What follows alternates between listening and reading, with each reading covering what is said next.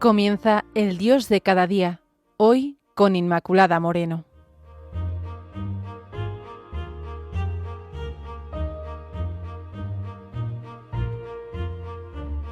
Queridos amigos de Radio María, bienvenidos al Dios de cada día.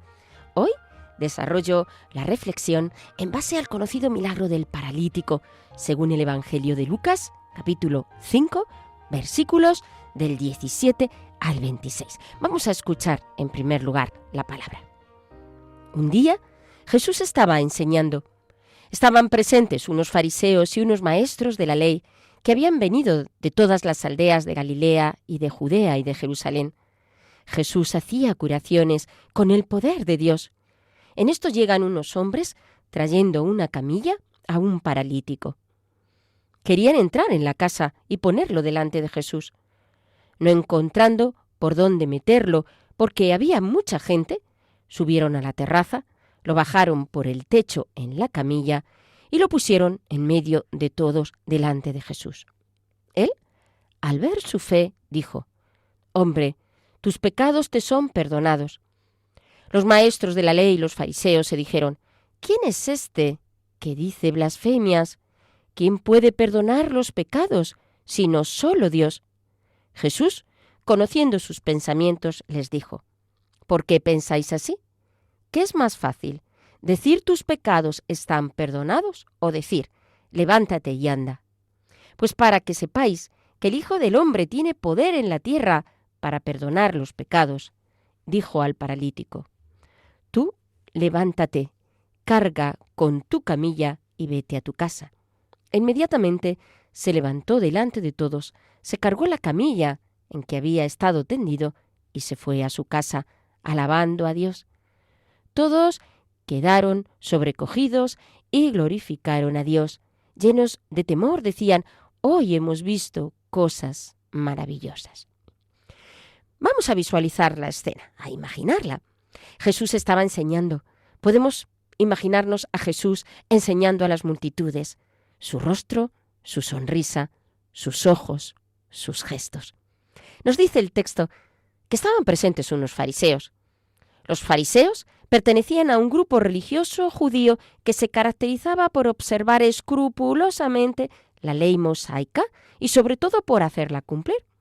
En su origen eran aquellos que pertenecían a una escuela de pensamiento judía que poco a poco fueron evolucionando en la base litúrgica y ritual del judaísmo rabínico. Surgen como movimiento en la época de la cautividad babilónica, que sería entre el 587 a.C. y el 536 a.C. Era una rigidez la que les caracterizaba interiormente a los fariseos. Llevaban una soberbia interna. Junto a ello, el texto nos habla de los maestros de la ley.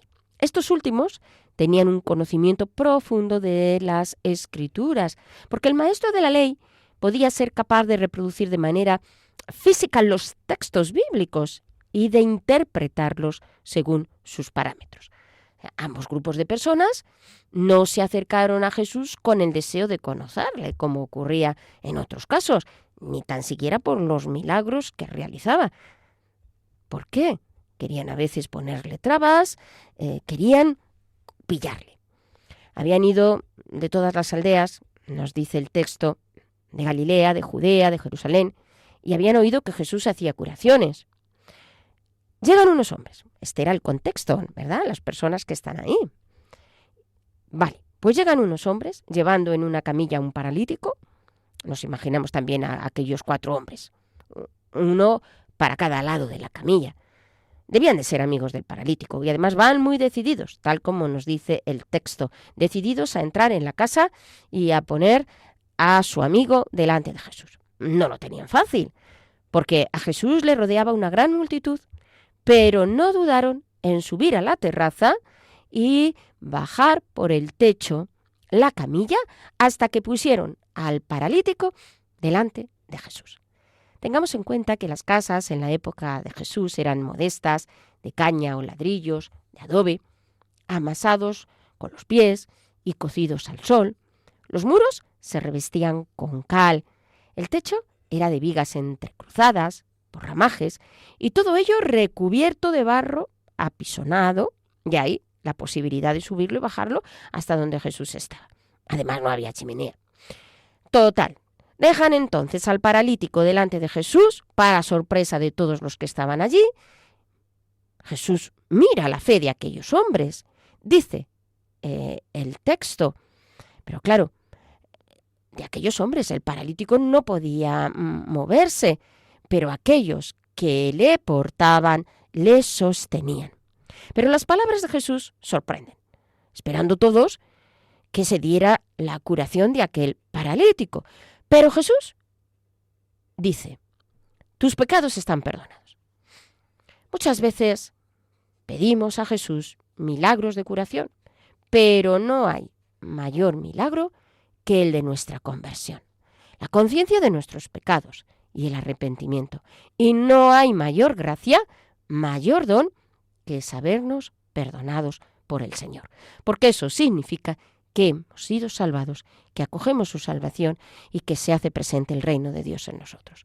Jesús da un signo claro y potente por el cual habla claramente de que Él es Dios, el Dios único y verdadero. Porque solo Dios puede perdonar los pecados. Esta es su pretensión, sellada por su sangre y por su resurrección. Entonces, los maestros de la ley, los fariseos, le acusan de ser un blasfemo. La blasfemia es la falta de respeto a Dios, el tratamiento con desprecio o insolencia. Decían que Jesús era un blasfemo, porque se ponía en lugar de Dios, pero con ello decían, en realidad, que Jesús es Dios, porque esta es su pretensión. La pretensión de Jesús es que es Dios, pero los hechos, los signos, lo confirmaban.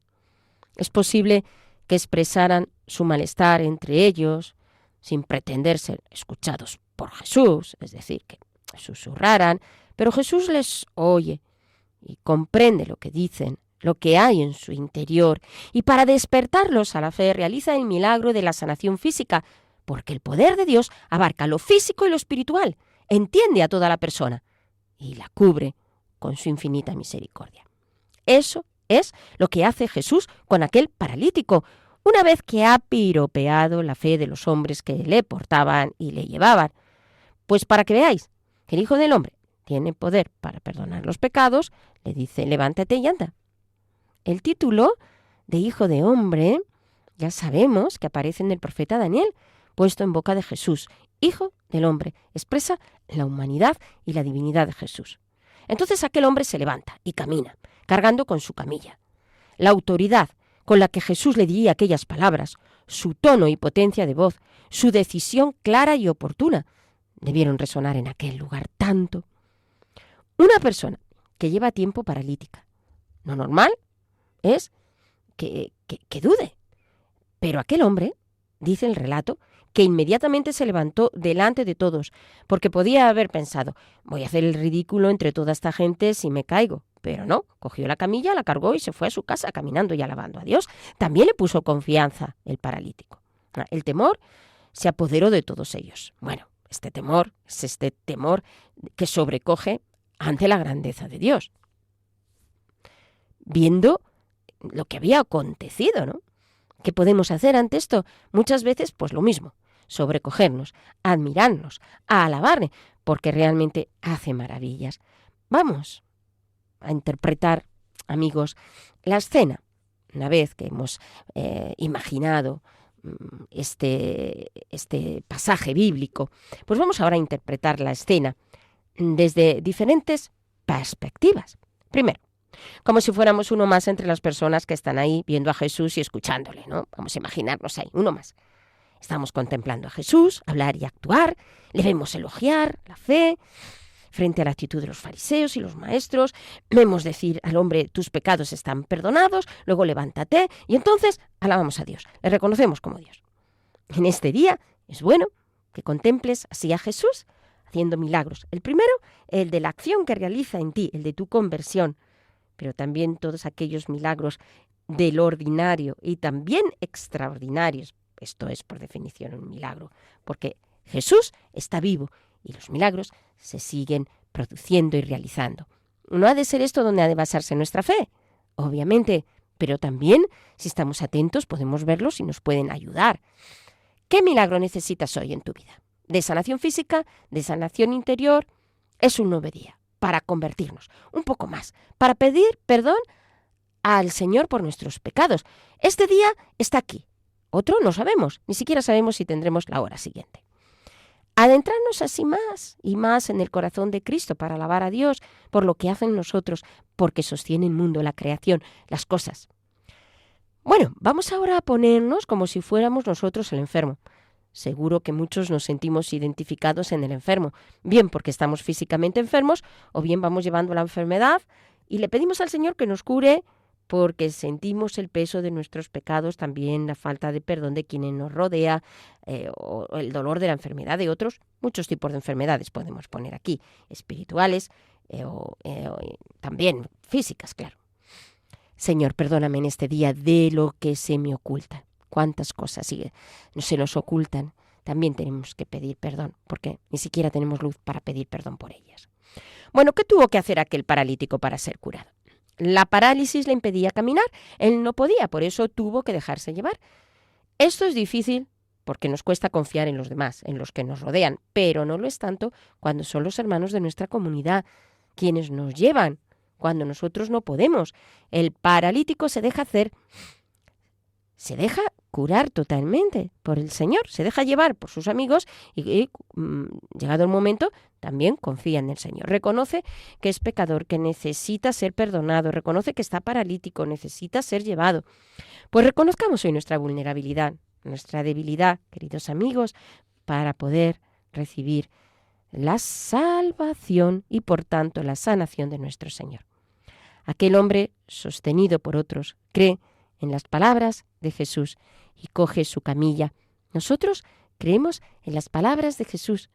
Le presentamos en este día lo que somos y nos dejamos hacer, porque Jesús mío, creo en ti.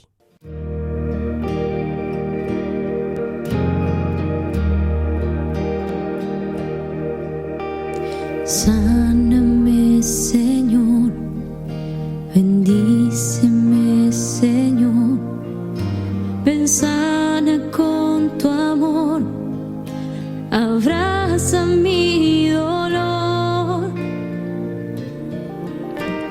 sana mi infancia, restaura mis recuerdos, libera mis tristezas y lléname de ti. Sáname, Señor, restáurame, mi Dios.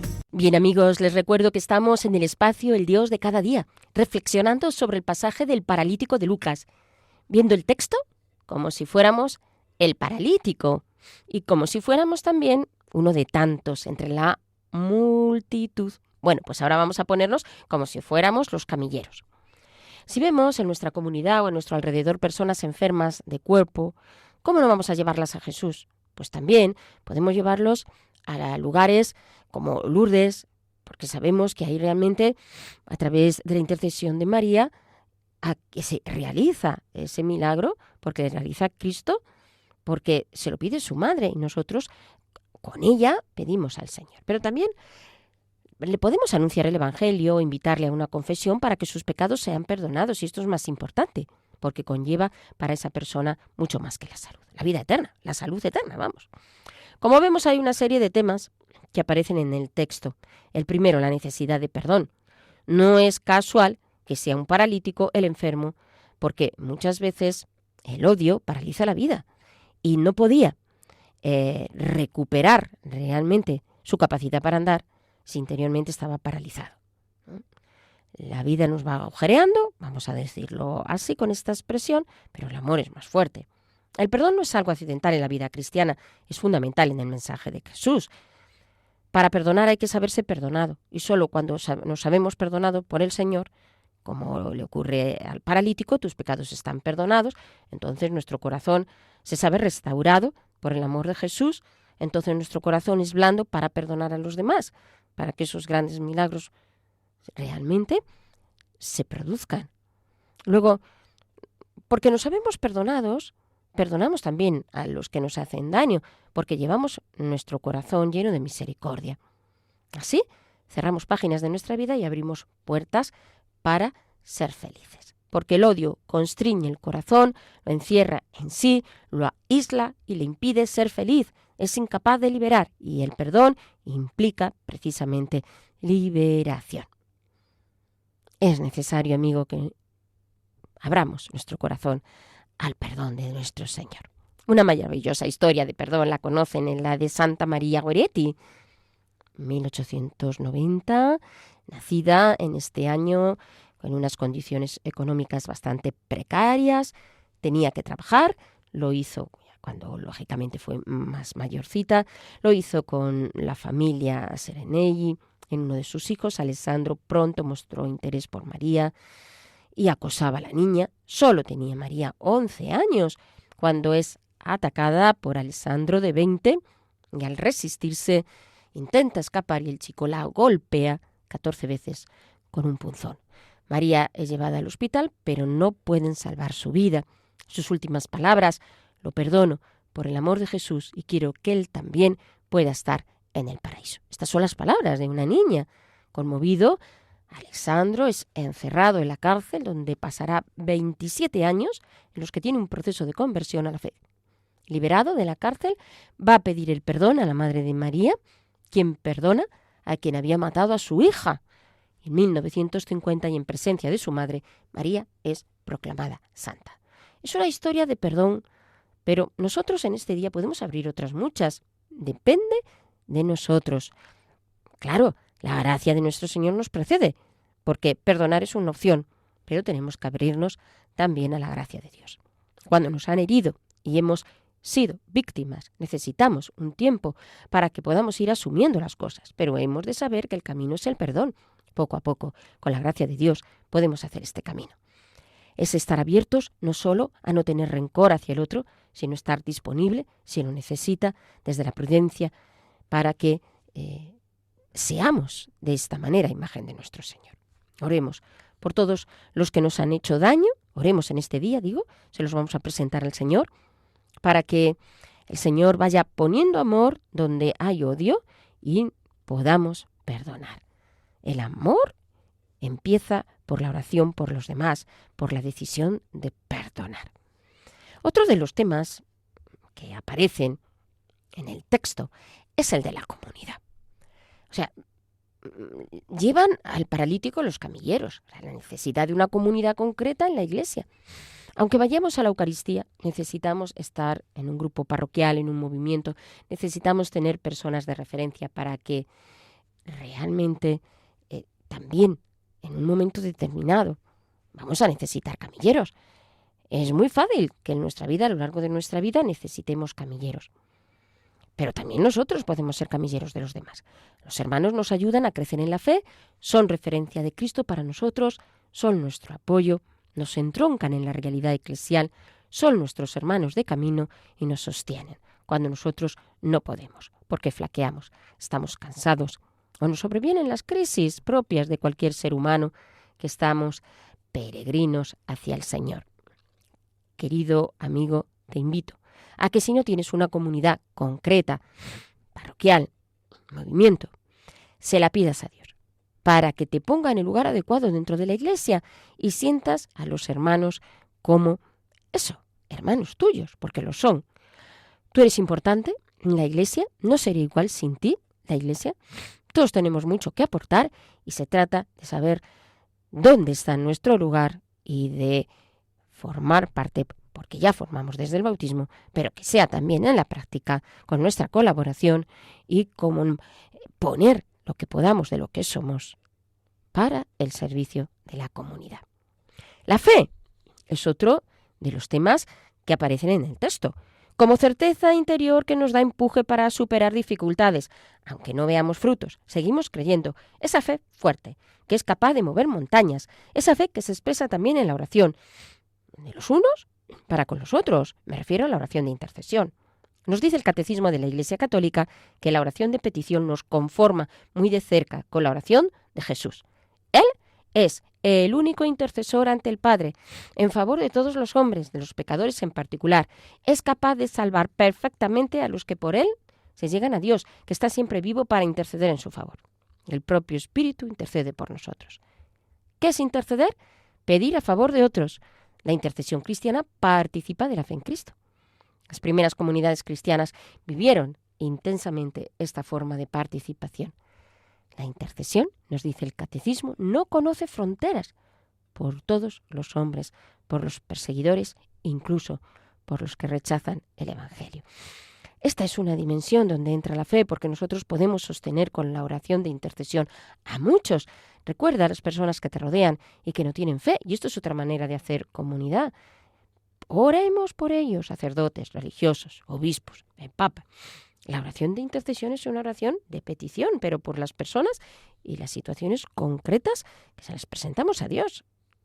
Hoy te invito a que levantes tus manos como imagen de que levantes tu corazón a Dios y que pidas por las personas que te rodean sin cesar, sin cansarte nunca. Pase lo que pase, en fe. De esta manera eres como los camilleros, que llevas en la camilla a muchos que no creen porque están paralizados por su falta de fe. Ellos mismos también se han hecho paralíticos cuando han optado por no creer y han apartado sus vidas de Dios. Pues por estos paralíticos tenemos también que orar. Y por último, la alabanza a Dios. Que bien, si no sale como un tema fundamental en el texto, si lo es en cuanto a que es una consecuencia al ver la obra de Dios o simplemente por reconocer lo que Dios hace. El Catecismo dice que la alabanza es la forma de orar que reconoce de la manera más directa que Dios es Dios. Le canta por lo que es Él mismo, le da gloria, no por lo que hace, sino por lo que Él es. Participa en la bienaventuranza de los corazones puros que le aman en fe antes de verle en la gloria. Pues bien, en este día vamos a alabar a Dios por todo lo que hace en nosotros. Vamos a cantarle para que libere de nuestro ser todo mal, puesto que junto con el perdón la alabanza es una forma de oración que nos libera al sentir una conexión única con Dios. Deja fluir la alabanza para que todo quede elevado en fe, para que el Espíritu Santo se mueva en ti y te lleve a la alegría profunda de glorificarle. En el pasaje, los que alaban lo hacen porque han visto las maravillas de Dios.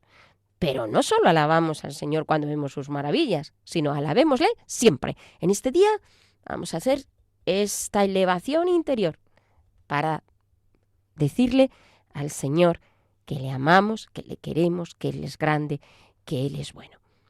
De esta manera, amigos, se manifiesta su gloria en nuestra vida y así realmente podemos dar testimonio de Cristo vivo, como lo hizo aquel paralítico al levantarse de su camilla. Pues queridos amigos de Radio María, termino así el programa de hoy, invitándoles al perdón, a la intercesión y a la alabanza. Recuerden que pueden establecer contacto con nosotros por el correo El Dios de Cada Día 36@radiomaria.es y también pueden escuchar el programa en el podcast que está en la página web de Radio María. ¡Hasta pronto!